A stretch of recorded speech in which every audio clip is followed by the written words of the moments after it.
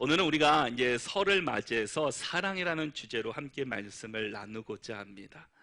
우리는 종종 신앙생활 하면서 하나님의 뜻을 몰라 고민하며 또 방황하는 사람들을 우리가 가끔 보게 됩니다. 특별히 인생에서 중요한 결단을 앞두고 있을 때 하나님의 뜻을 구하며 또 심히 고민하는 사람들도 봅니다.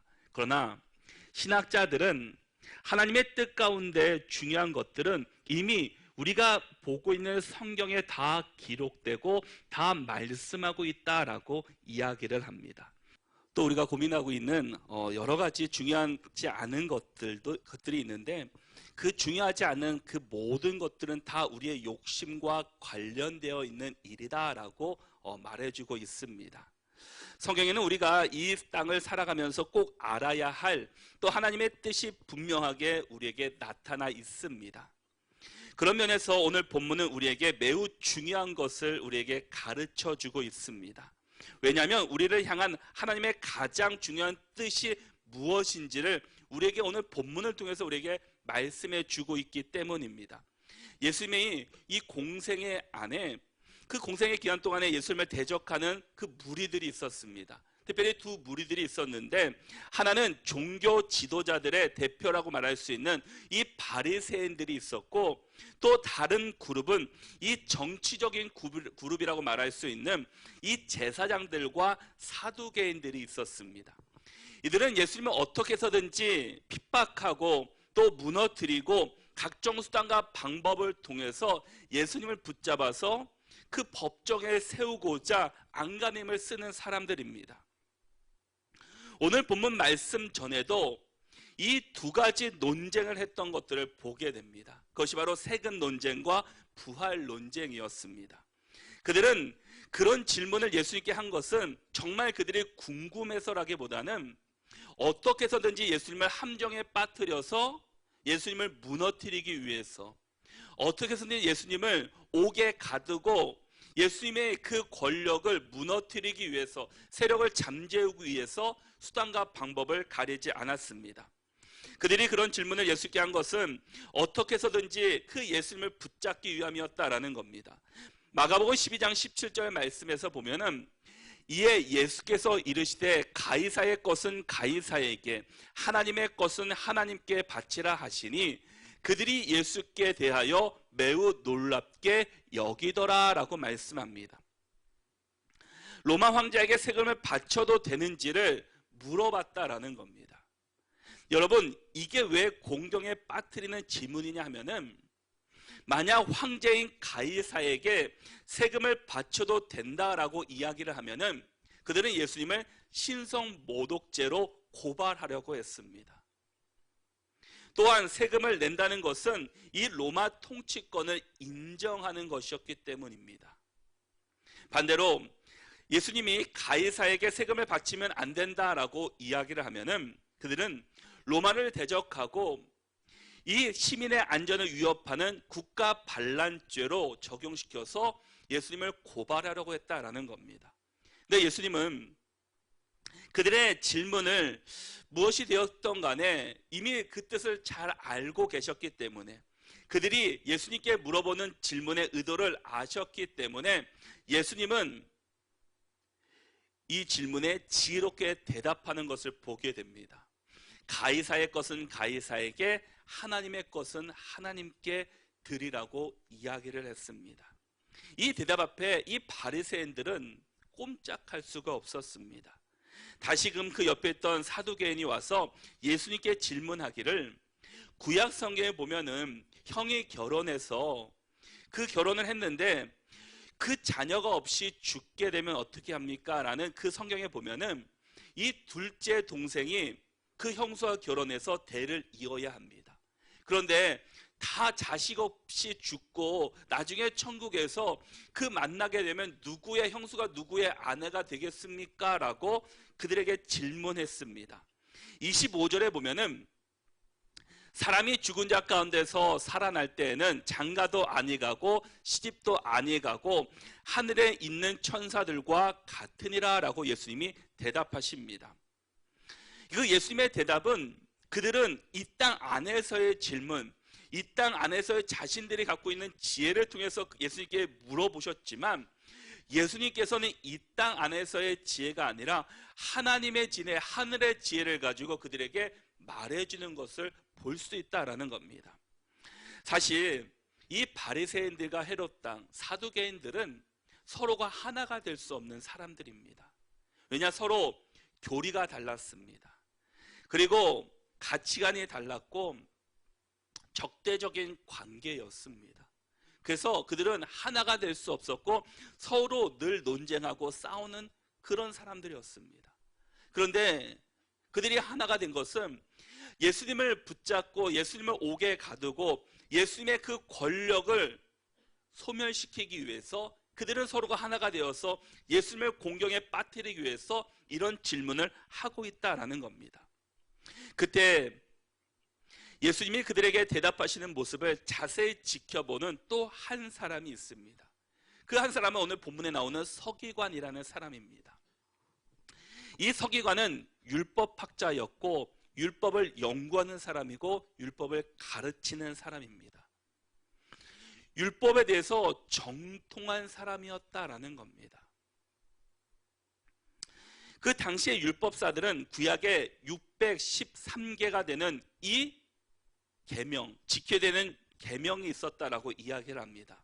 더나 그 중에서는 248개는 적극적으로 그것을 지켜야 했고 또 다른 365개의 계명은 금지의 계명이었습니다.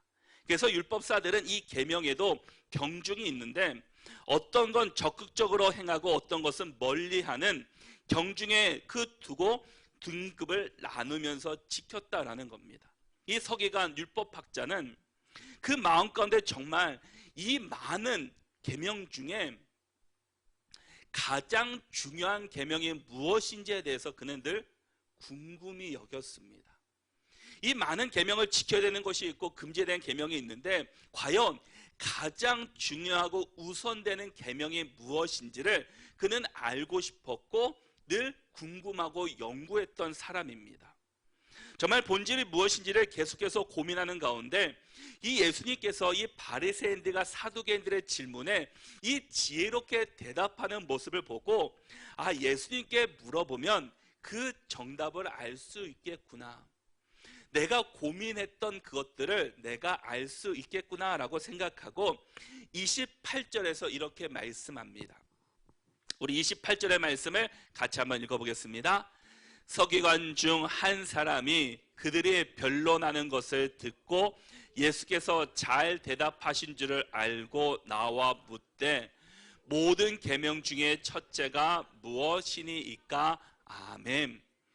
서기관 중 한 사람이 그들이 변론하는 것을 듣고 예수께서 잘 대답하시는 것구나 라고 보고 그에게 찾아와서 모든 계명 중에 첫 번째가 무엇입니까? 라고 묻습니다. 613개나 되는 이 많은 계명 가운데 정말 첫째 되는 계명이 무엇인지를 알고 싶어서 예수님께 질문했다라는 겁니다. 자기들에게는 지켜야 될 규범도 있고 규칙도 있고 규정들도 있습니다.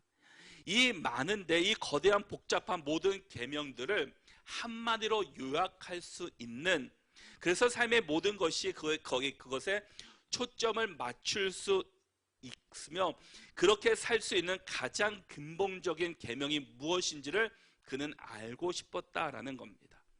우리의 진정한 영적 중심이 무엇입니까? 라는 이런 질문을 던지는 것입니다. 여러분, 우리가 신앙생활을 하다 보면 생각해야 될 것들이 참 많이 있습니다. 그런데 우리의 삶이 바쁘고 때로는 교회 생활이 복잡하고 무엇인지 잘 모를 때 우리가 가장 중요하게 여겨야 되는 것이 무엇입니까? 그것은 영적인 중심이다라는 겁니다. 중심이 무엇인지를 생각하게 됩니다. 중심을 잡으면 우리가 흔들리지 않게 되기 때문입니다. 지금 가장 핵심적이고 중요한 것을 생각하면 우리의 삶이 정돈될 수 있습니다. 이 사람의 질문에 대한 예수님의 대답에는 조금의 주저함도 없이 오늘 보면 29절에서 31절에서 이렇게 말씀해 주고 있습니다. 우리 세 절의 말씀을 29절에서 31절까지의 말씀을 같이 한번 읽어보겠습니다. 함께 읽겠습니다. 예수께서 대답하시되 첫째는 이것이니 이스라엘아 들으라. 주 곧 우리 하나님은 유일한 주시라.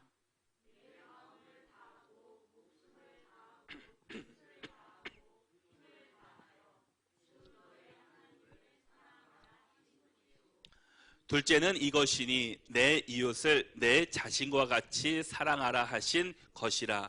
이보다 더 큰 계명이 없느니라. 아멘. 예수님께서는 서기관의 그 질문 앞에 두 가지 중요한 핵심을 이야기했습니다. 이 두 가지 핵심은 하나님을 사랑하고 이웃을 사랑하는 것이었습니다. 이것은 어찌 보면 성경 전체의 주제이기도 합니다. 그리고 우리가 꼭 지켜야 되는 개념이기도 합니다.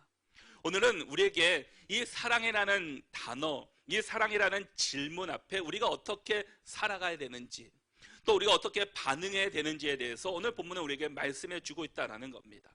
특별히 29절에 보면은 이스라엘아 들으라 라고 시작하고 있습니다. 이 말씀은 우리가 이미 잘 알고 있는 이 신명기 6장의 쉐마 이스라엘의 이 말씀을 인용하면서 우리에게 전해주고 있습니다. 예수님께서는 율법 중에 으뜸되는 계명은 바로 하나님을 사랑하는 것이다 라고 먼저 말씀하고 있습니다. 오늘 말씀을 자세히 살펴보면 하나님께서 우리에게 요구하시는 사랑의 정도는 단순히 우리 입으로 사랑합니다, 사랑합니다 그 정도의 의미가 아니었다라는 겁니다. 우리는 목숨을 다하고 뜻을 다하고 힘을 다하여 너희 하나님을 사랑하라 라고 말씀합니다. 하나님을 사랑하는데 어떻게 사랑하느냐? 목숨을 다하고 뜻을 다하고 힘을 다하여 너 하나님을 사랑하라 라는 겁니다.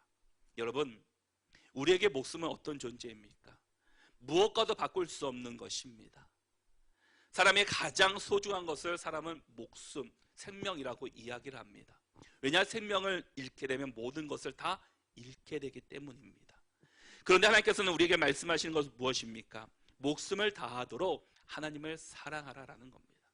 그만큼 우리에게 소중한 그 목숨처럼, 생명처럼 우리가 하나님을 사랑하는 그 정도가 그렇게 표현되고 그렇게 살아가야 한다라는 겁니다. 우리가 생명을 지키기 위해서, 목숨을 지키기 위해서 어떻습니까? 나름대로 이것저것을 해보게 됩니다. 운동도 하고 또 건강식품도 먹습니다. 때로는 아프면 약을 복용하기도 합니다. 여러 가지 다양한 방법으로 우리의 목숨을, 또 생명을, 건강을 유지하기 위해서 애를 씁니다. 이것처럼 우리가 하나님을 사랑하는 그 정도가 그 이상이 되어야 한다라는 겁니다. 우리가 말로만 하나님 내가 주를 사랑합니다, 내가 주를 사랑합니다, 우리가 말로도 표현해야 되지만 우리가 말뿐만 아니라 우리의 모습으로, 행동으로도 나타나야 된다라는 겁니다.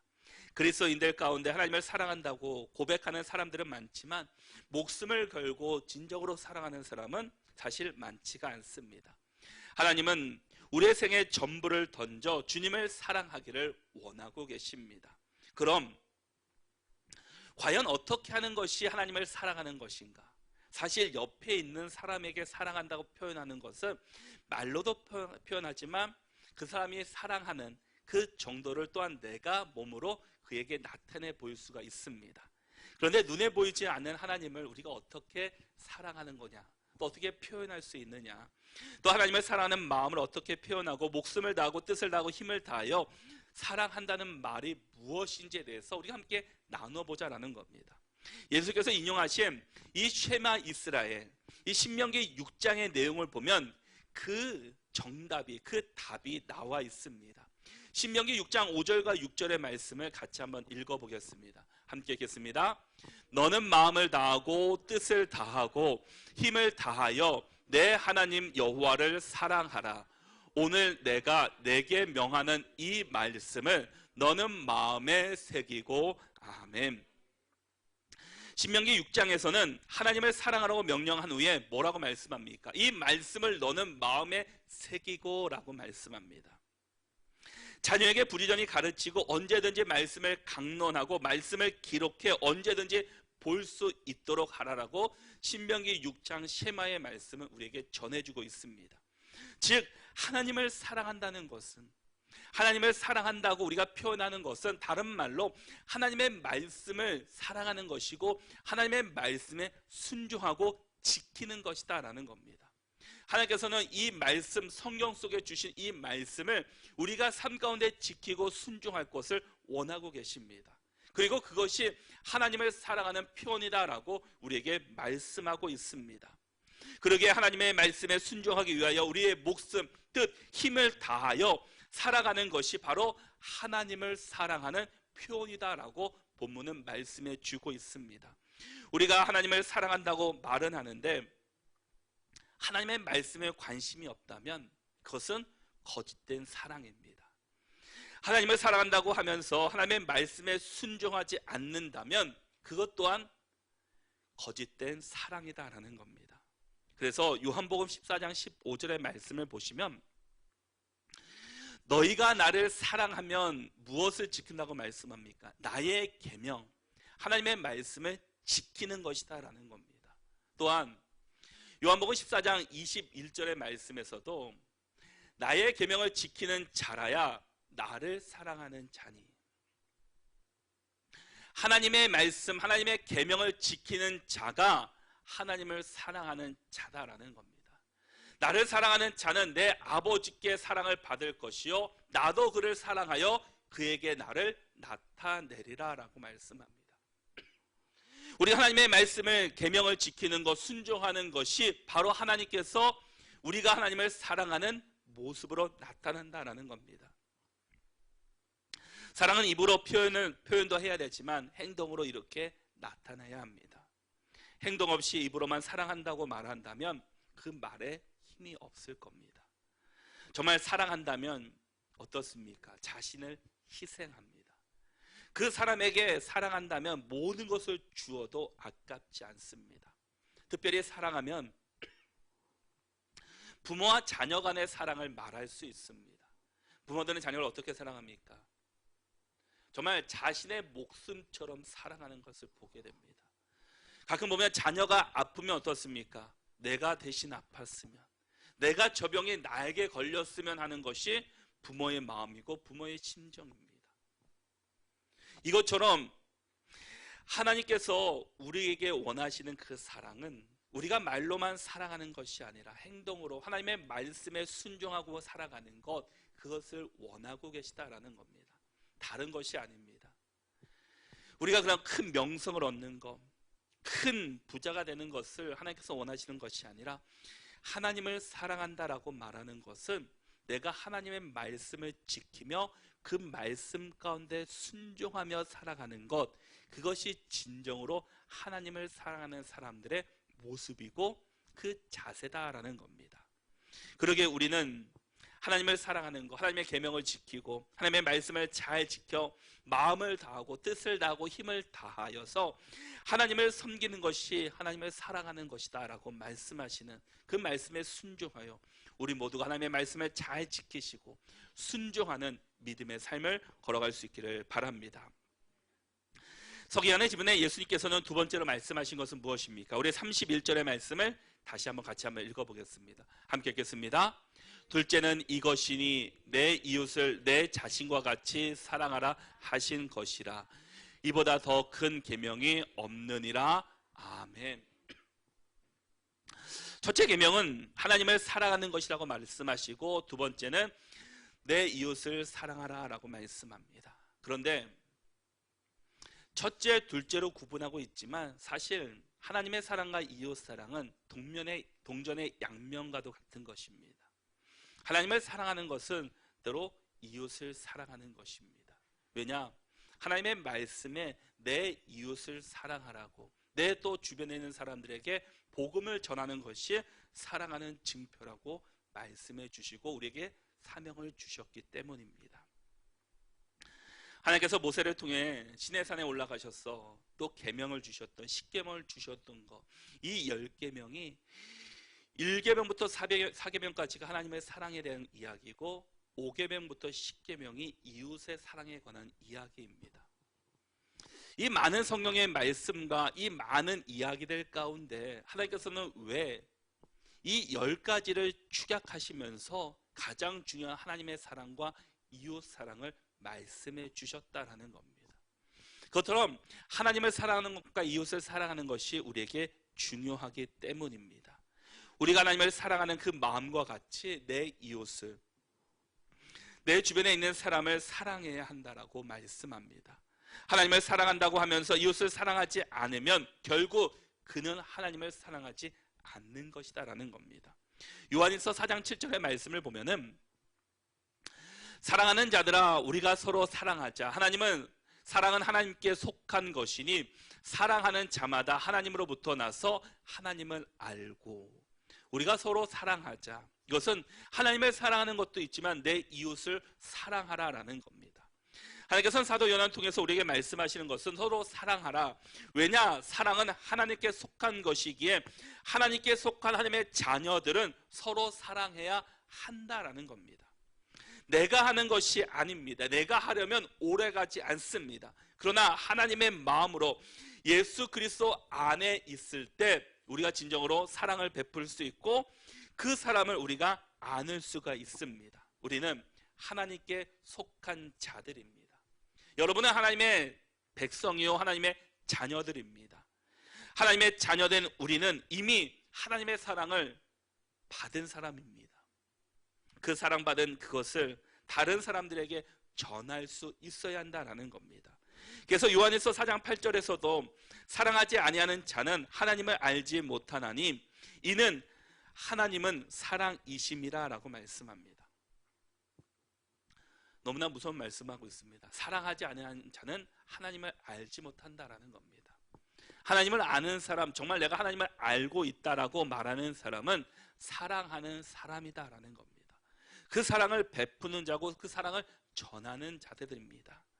오늘은 고유의 명절인 설날입니다. 우리가 설날을 맞이하면서 함께 모여 예배도 드리고 함께 교제하고 함께 인사할 수 있는 것이 얼마나 뜻깊고 큰 은혜이겠습니까? 그러나 그렇지 못한 사람들도 우리 주변에 많이 있는 것을 우리는 쉽게 볼 수 있습니다. 가족들이 함께 모이고 싶지만 각자의 형편 때문에 모일 수 없는 사람들도 우리 주변에 많이 있습니다.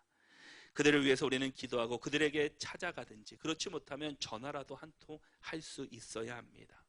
우리가 하나님을 사랑하는 그 마음으로 우리 주변을 돌아보아야 한다는 겁니다. 먼저는 옆에 있는 분들을 한번 보시기를 바랍니다. 여러분의 옆에 계신 분들은 여러분들과 끝까지 함께 하실 분들입니다. 하나님의 나라까지 함께 가실 분들입니다. 그러기에 얼마나 소중하고 얼마나 사랑스러운 존재입니까? 그런데 우리 옆에 계신 믿음의 공동체 안에 있는 영원히 함께 하실 분들조차 서로 사랑하지 않는다면 그것은 잘못된 일이라는 겁니다. 우리가 우리 형제 자매를 사랑하고 우리 같이 성도들을 함께 격려하며 축복하며 사랑하며 그 사랑을 받은 하나님께 우리가 그 사랑을 받은 것처럼 우리 주변에도 전해주어야 합니다. 하나님께서는 우리를 사랑하셔서 이 독생자 예수 그리스도를 이 땅 가운데 보내주셨습니다. 우리가 무슨 잘해서 우리가 뛰어나서 하나님께 칭찬받을 만한 일을 했기 때문에 이 독생자 예수 그리스도를 보내주신 것이 아니라 그냥 우리를 전적으로 사랑하셨기 때문입니다. 사랑하셨기 때문에 우리를 위해서 예수 그리스도를 보내주셨다라는 겁니다. 그런 사랑을 받은 우리들입니다. 갚을 수 없는 사랑을 받은 사람들입니다. 그렇다면 그 사랑을 받은 우리가 내 가족들을 사랑하고 내 주변에 있는 성도들을 사랑하고 내 주변에 있는 사람들을 사랑으로 전할 수 있는 말 한마디라도 축복의 말을 전할 수 있는 우리 모두가 될 수 있기를 바랍니다. 우리 교회가, 우리의 가정이, 우리의 성도들이 하나님이 주신 사랑을 기억하며 우리도 서로를 사랑하고 또 우리 가까운 이웃을 먼저 사랑으로 품을 수 있는 모든 축복의 사람들이 될 수 있기를 바랍니다. 그런데 우리가 사랑하는데 어떻게 사랑하느냐? 31절의 말씀과 동일한 레위기 19장 18절 말씀을 보면은 원수를 갚지 말며 동포를 원망하지 말며 내 이웃 사랑하기를 내 자신과 같이 사랑하라. 나는 여호와이니라 라고 말씀합니다. 우리가 사랑해야 할 대상에는 예도 없고 한계도 없다라는 겁니다. 성경은 심지어 원수까지도 사랑하라고 말씀합니다. 레위기 19장 18절 말씀에서도 원수를 갚지 말며 동포를 원망하지 말며 나에게 원수가 있는 사람에게 원수가 잘못되기를 비는 것이 아니라 되려 축복을 빌라라는 겁니다. 그리고 내 동포, 내 성도들, 내 주변에 있는 사람들에게 우리가 원망하지 말라라는 겁니다. 나는 이 정도로 하는데, 나는 이렇게 헌신하고 내가 이렇게 서 있는데 왜 너는 그렇게 하지 않아가 아니라, 내게 주어진 자로 이것은 내가 주신 하나님의 은혜의 자리구나 라고 생각하고 내가 헌신하고 희생하면 된다라는 겁니다. 그것이 하나님께서 우리에게 주시는 마음이다라는 겁니다. 성경은 분명하게 내 이웃을 사랑하는데 어떻게 사랑하라고요? 내 자신과 같이 사랑하라라는 겁니다. 우리는 나 스스로를 얼마나 사랑하십니까? 나 자신을 사랑하지 않는다고 말하는 사람은 한 사람도 없습니다. 나 자신은 어떤 사람보다 비교할 수 없을 정도로 나 스스로를 사랑합니다. 그 사랑하는 마음처럼 내 이웃을, 내 가족을, 내 주변을 사랑할 것을 말씀해 주고 있습니다. 나를 향한 하나님의 사랑이 하나님을 향한 나의 사랑이 되고, 그 사랑이 온전하여져서 그 사랑이 이웃을 사랑함으로 말미암아 사랑이 나와 가정과 이웃과 세상을 바꾸는 또 유일한 진리가 될 수 있는 우리 믿음의 사랑의 성도들이 될 수 있기를 바랍니다.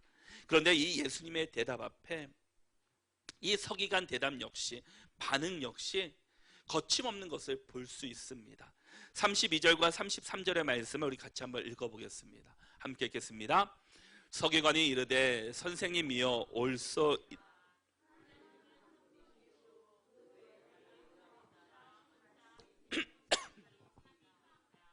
또 마음을 다하고 지혜를 다하고 힘을 다하여 하나님을 사랑하는 것과 또 이웃을 자기 자신과 같이 사랑하는 것이 전체로 드리는 모든 번제물과 기타 제물보다 나으니이다. 아멘. 그는 주저없이 대답하기를, 이 사람의 대답에 예수님께서는 크게 기뻐하셨습니다. 그는 무슨 말을 합니까? 선생님의 말씀이 옳습니다. 지당하신 말씀입니다. 하나님은 한 분이시요 그 외에 다른 이가 없다 하신 말이 정말 맞습니다 라고 말하면서 마음을 다하고 지혜를 다하고 힘을 다하여 하나님을 사랑하는 것과 또 이웃을 자기 자신과 같이 사랑하는 것이 전체로 드리는 그 어떤 예배보다 더 중요하다라는 겁니다. 예배가 필요 없다는 말이 아닙니다.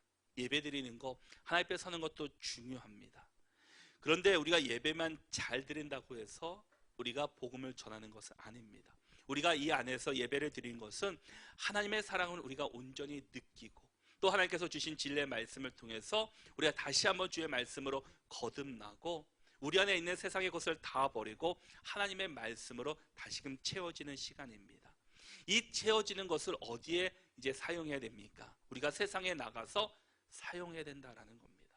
이 하나님의 나라의 복음을 누리는 것, 그것은 우리가 말씀을 통해서, 양육을 통해서, 또 다른 것들을 통해서 우리가 누렸다면 그것을 이제는 나만 가지고 채우는 것이 아니라 이 나눈 것, 이 누린 것을 이제는 한 주간 세상 가운데서 그것을 전파하며 나누는 것이다 라는 겁니다. 이 하나님을 사랑한다는 것, 우리가 하나님을 사랑한다고 이 시간에 고백했다면 그 사랑은 이제는 직장에서 또 가족들에게, 만나는 사람들에게 그 사랑을 전하는 것이다 라는 겁니다. 나만 받았다고 욕심부리는 것이 아니라 내가 받은 그 사랑을 누렸다면 나누는 것이 하나님께서 기뻐하시고 원하시는 모습입니다. 그래서 그 대답을 듣고 예수님께서 34절에 말씀하시는 것은, 예수께서 그가 지혜 있게 대답함을 보시고 이르시되 내가 하나님의 나라에서 멀지 않도다 하시니 그 후에 감히 묻는 자가 없다라 라고 말씀합니다. 하나님 나라에 멀지 않도다. 얼마나 복 중에 복의 말입니까? 축복의 말이었습니까? 여러분, 하나님은 우리에게 하나님을 사랑하고 내 이웃을 사랑하라고만 강요하지 않고 먼저 우리에게 그 사랑을 몸소 보여주셨습니다. 하나님이 우리를 먼저 사랑하시면서 그 본을 보여주셨다라는 겁니다. 하나님은 우리를 얼마나 사랑하셨습니까? 하나님은 우리를 너무 사랑하셔서 천지 창조를 하실 때 사람을 만드시면서 어떻게 말씀하십니까? 창세기 1장 27절의 말씀에서 하나님이 자기 형상 곧 하나님의 형상대로 사람을 창조하시되 남자와 여자를 창조하시고, 하나님이 사람을 창조하시는데, 남자 여자를 창조하시는데 어떻게 창조했느냐? 하나님의 형상대로 사람을 창조하셨다라는 겁니다. 얼마나 여러분들을 사랑하시면 만드시는데 자기처럼 만드셨겠습니까? 우리가 자녀들이 태어날 때 태어나면서 깜짝 놀라는 것이 무엇입니까? 나를 닮은 모습이다라는 것. 나를 닮은 모습, 나와 똑같은 자녀를 보면서 우리는 기뻐하며 행복해하고 그 누구보다 좋아합니다. 또 사랑을 마음껏 베풉니다. 하나님은 우리를 사랑하시기 때문에 창조하실 때부터 하나님의 형상대로 여러분들을 만드셨다라는 겁니다. 사랑하지 않으면 어떻게 하나님과 똑같은 형상으로 우리를 만드셨겠습니까? 또한 요한복음 3장 16절 말씀에서도 하나님의 세상을 이처럼 사랑하사 독생자를 주셨으니 이는 그를 믿는 자마다 멸망하지 않고 영생을 얻게 하려 하심이라 라고 말씀합니다. 하나님의 세상을 이처럼 사랑하사, 이 땅을 사랑하셔서 이 땅을 누구보다 사랑을 베푸셨기 때문에 독생자 예수 그리스도를 이 땅에 보내주셨습니다. 우리가 하나님을 먼저 사랑한 것이 아니라 하나님이 우리를 먼저 사랑하셨다라는 겁니다. 하나님 우리를 먼저 사랑하셔서 이 땅 가운데 죄악 가운데 머물고 있는 우리들을 구원하시기 위해서 이 땅 가운데 예수 그리스도를 이 땅 가운데 보내주셨습니다. 이것이 바로 하나님이 우리를 향한 사랑이셨습니다. 무엇과도 비교할 수 없고 무엇으로도 갚을 수 없는 그 사랑, 이제는 우리가 그 받은 사랑을 어떻게 전하느냐? 하나님의 말씀 앞에 순종하고 그 계명을 잘 지킬 뿐만 아니라 내 이웃에게 그 사랑을 전하는 것이다라는 겁니다.